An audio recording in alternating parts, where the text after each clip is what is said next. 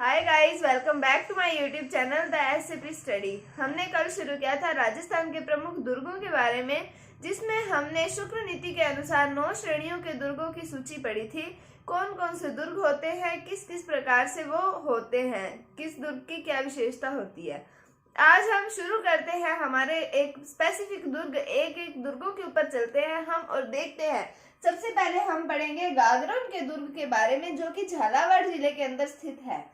तो हम पढ़ते हैं पहले गागरोन के दुर्ग के बारे में।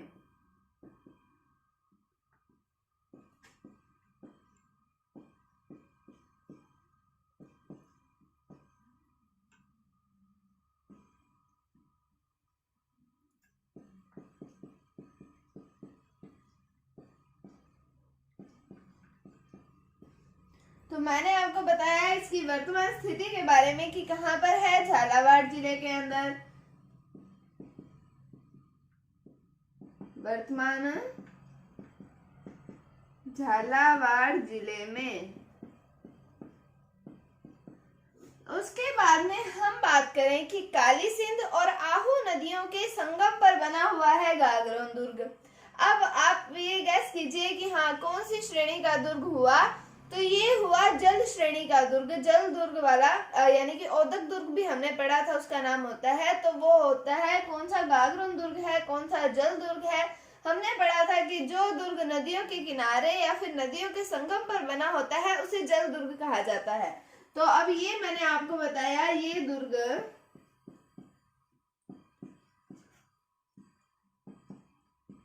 काली सिंध व आहू नदियों के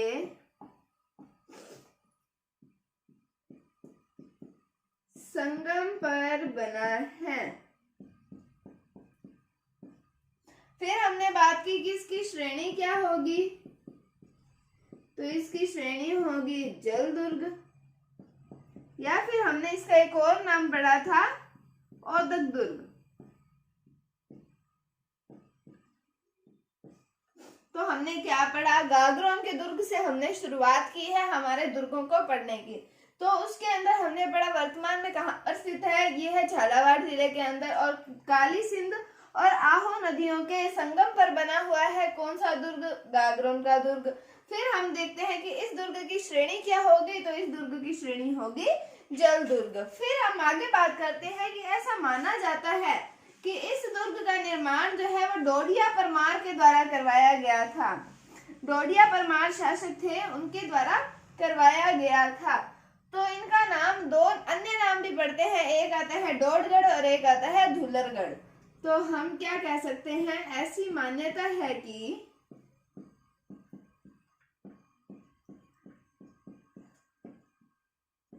इस दुर्ग का निर्माण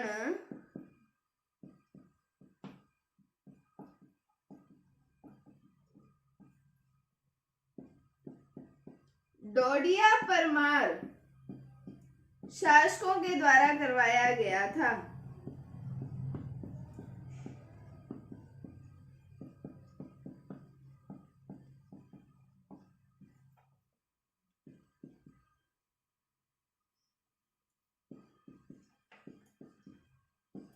और इस दुर्ग के दो अन्य नाम भी हमने पढ़ने हैं। क्या क्या अन्य नाम आते हैं इस दुर्ग के, एक तो है डोडगढ़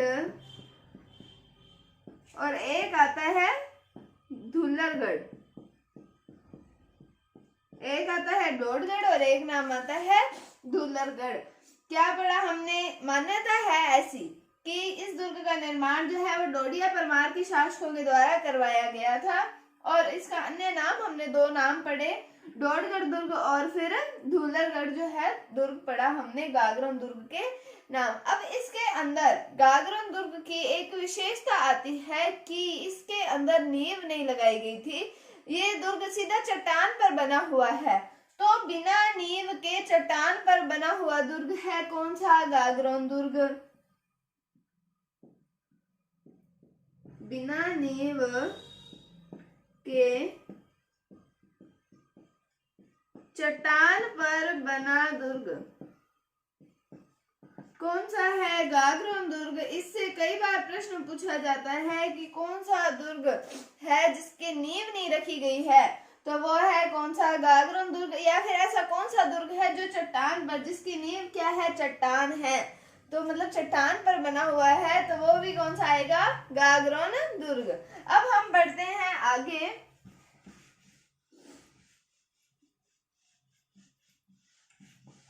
गागरोन के एक शासक आते हैं प्रताप सिंह खिंची। ये जो शासक हैं ये संत पीपा के नाम से प्रसिद्ध हुए थे और इनकी छतरी भी बनी हुई है गागरोन में। तो हम बात करें कि गागरोन के शासक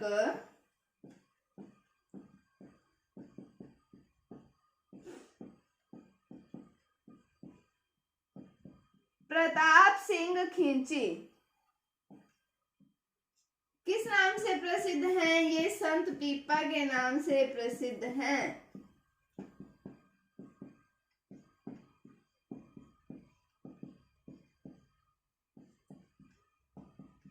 और इनकी छतरी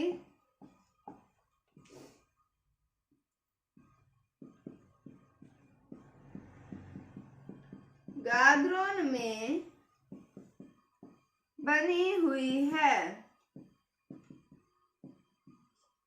तो कौन से शासक की बात की हमने? प्रताप सिंह खिंची की बात की। किस नाम से प्रसिद्ध हैं? संत पीपा के नाम से प्रसिद्ध हैं और इनकी छतरी भी बनी हुई है। कहाँ पर? गागरोन में बनी हुई है। अब हम बात करें यहाँ के गागरोन के दुर्ग हैं जो उसके अंदर साका हुआ है, उसकी बात करते हैं। सबसे पहले हम बात करते हैं प्रथम साके की, जो यहाँ पर गागरोन के दुर्ग में पहली बार साका हुआ 1423 ईस्वी के अंदर। कैसे हुआ अब वो देखते हैं कि 1423 ईस्वी में मालवा के शासक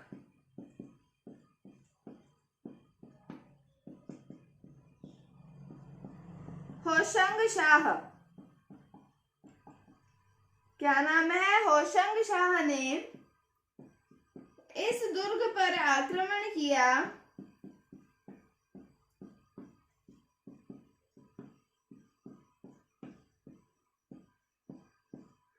अब जब ये आक्रमण किया तो गागरोन के शासक थे उस समय अचलदास खिंची। तो अचलदास खिंची जो हैं वो और उनके नेतृत्व में किया गया केसरिया। जब हमने राजस्थान हिस्ट्री पढ़ी थी तब हमने केसरिया और जौहर के बारे में पढ़ा था कि जो पुरुष होते हैं या राजा होते हैं, जब उन्हें युद्ध में अपनी हार नजर आती है तो वो केसरिया रंग का बाना या वस्त्र धारण करके युद्ध में तब तक लड़ते हैं जब तक कि वो मृत्यु को प्राप्त ना हो जाए। और फिर जौहर क्या होता है कि स्त्रियां जो होती हैं अग्निकुंड में अपने आप को जला देती हैं, वो होता है जौहर, वो भी अपनी जान दे देती हैं। तो इस दुर्ग पर जब होशंग शाह ने आक्रमण किया तब इसके अंदर अचलदास खिंची जो हैं उन्होंने करा, उनके नेतृत्व में तो हुआ केसरिया। और इनकी पत्नी आती है, क्या नाम आता है? लाल मेवाड़ी। लाल मेवाड़ी ये है महाराणा कुंभा की बहन है, ये लाल मेवाड़ी, और अचलदास की पत्नी है।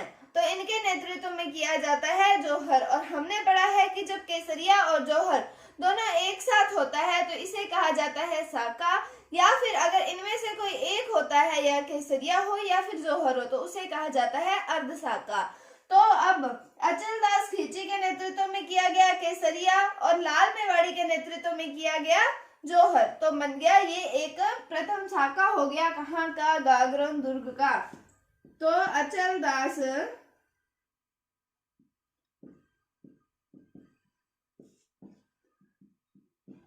अचलदास खिंची के नेतृत्व में केसरिया व लाल मेवाड़ी के नेतृत्व में जौहर किया गया। यह है इस दुर्ग का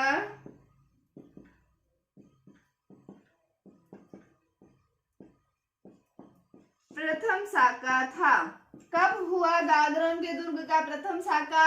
1423 ईस्वी में हुआ। अब हम बात करें कि एक व्यक्ति आते हैं जिनका नाम आता है शिवदास गार्डन।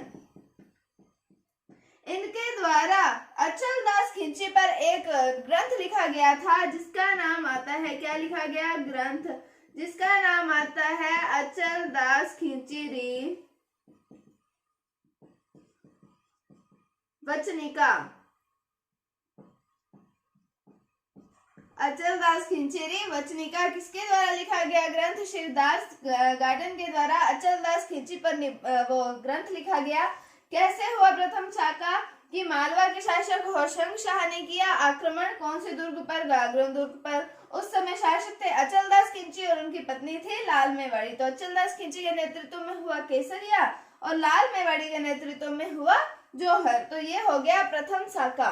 अब फिर हमने पढ़ा कि शिवदास गार्डन ने ग्रंथ लिखा अचलदास खिंचीरी वचनिका। इसके अंदर अचलदास खिंची के बारे में जानकारी हमें प्राप्त होती है। तो आज हमने शुरू किया गागरोन के दुर्ग के बारे में, जिसमें हमने इसकी स्थिति पढ़ी, इसके हमने पढ़ा कौन सी श्रेणी का दुर्ग है, निर्माण मान्यता अनुसार किसके द्वारा करवाया जाता है, अन्य नाम पढ़े।